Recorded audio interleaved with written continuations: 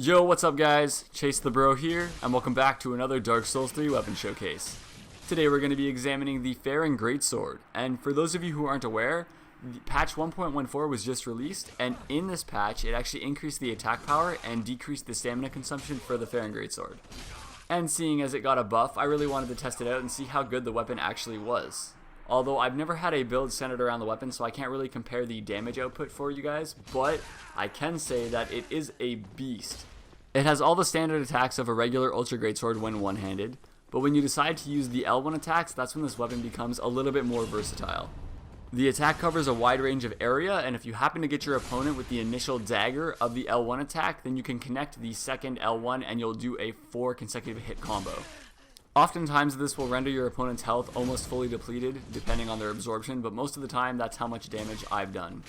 I'd also like to point out that I've seen many opponents use this weapon and they always try to connect the third hit of the L1, and I really don't recommend doing that because your opponent isn't stun locked into it, so they can roll out and punish you pretty severely for it. As for the decrease in stamina consumption, I notice a considerable difference. Whenever I use the L1 on the attack now, it uses almost the same amount of stamina as the R1, which is crazy, and I'm really all for that because it doesn't add a huge amount of damage. The dagger, when it lands, only does an extra like 50 or 60 damage. So it's not a lot stronger than your R1. The animation and the stun lock just look a lot cooler. They take a little bit of getting used to. Once you get used to the range of your L1, you'll be able to anticipate your opponent's moves a little bit better and punish them for anything they do a lot more than you can right now. Like, I'm just getting used to the weapon, and I think I've got it down after a few, like an hour or so of gameplay. I never use a weapon with this type of combo, so it's a lot different for me personally. But for those of you who have mastered this weapon, yeah, you obviously will notice a difference in the stamina decrease and the power. Let me know how drastic the increase in damage was, because I don't know what this weapon was doing beforehand, so I can't really compare it. Although I do have to admit, I'm loving its combo, so I see why so many enemies that I fought have been using this weapon lately. I did hate fighting it, but now I kind of understand its range a little bit better, and I know how to punish it more. But when it's used correctly, it's definitely one of the top tier weapons in my opinion. It's pretty amazing. And you also have a parrying dagger. That's amazing. I don't like not two-handing a weapon, so the fact that this weapon comes with its own parrying device while I'm able to use the combos is even more amazing for me. And while I'm on the subject of parrying, just be aware that the L1 is actually parryable. So if you're fighting someone who is a parry king and is spamming their parries, I definitely don't recommend just throwing the L1 out. You're going to want to use it strategically, so don't just be spamming it, because then they're just going to wait for the time frame that they know how to parry and they're just going to get you there. But if you're just using it between your R1s and you're switching up your attack patterns, then I'd say you should be pretty safe.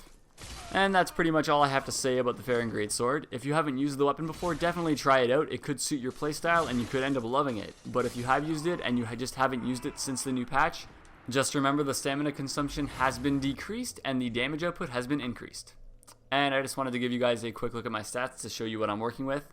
I have 50 dexterity and 40 strength. I usually run this with a quality build, but since the new patch, I guess it scales a little bit better, because with 50 dex, I was actually getting good damage returns. So my AR is 580 with a 50-40 build. And after that, I poured 34 points into my endurance. Now, normally when I'm using an Ultra Greatsword, I do recommend having as much stamina as you can possibly get.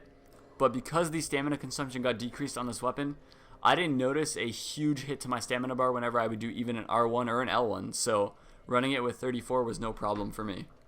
As for attunement, I have 6, which is the standard for a warrior. You honestly don't need any FP. The weapon art is the parry, so it doesn't consume FP at all. And with the remainder of my points, I shoved them all into vigor because I like having a pretty decent health pool, and 40 is comfortable for me. I know 37 is ideal, but 40 is the most comfortable for me when I'm wearing like a life ring +3 and the ring of favor and all my boost rings. 40 is what I like. As for my equipment, you already know I'm using the Farron Greatsword, and it cannot be infused or buffed because it is a boss weapon, sadly, but on its own, having 580 AR is pretty decent. Now, normally I would either have a simple infused cestus or a blessed one in my offhand, but I honestly forgot to wear one throughout all of my battles. But out of the two, you want to wear the blessed infused one because you don't consume any FP, so you might as well be regaining health. And I'm wearing the Undead Legion set just because, for the fashion. I got the life ring +3, the chlorine ring +3, the ring of favor +3, and I was just trying to figure out a 4th ring. I don't know what I was going for, but because you get 4 hits with the L1, I thought I might try to use the Pontiff's right eye. It didn't really activate a lot for me, honestly, so I'm trying to think of a fourth ring that I may like. If you want to wear heavier armor, go with the Howl's ring +3, but if you don't, yeah, I honestly don't know. You can wear whatever you want, really. That's pretty much it, guys. Thank you guys for watching. If you enjoyed the video, then like the video. It really helps out my channel, so please do that. And if you haven't heard yet, I am doing a live stream with all of my subscribers on either Twitch or YouTube. I haven't really figured it out. You guys can comment and let me know which one you would prefer me stream on. I really have no preference, but it's going to be tomorrow between 5 p.m. and 6 p.m. I'll start, and I'm just going to go as late as I can go. I don't have anything to do, so I can just stream that whole time. I want us all to PvP together, get to know each other. It'll be a blast. So, as always, thank you guys for watching. Chase the bro out.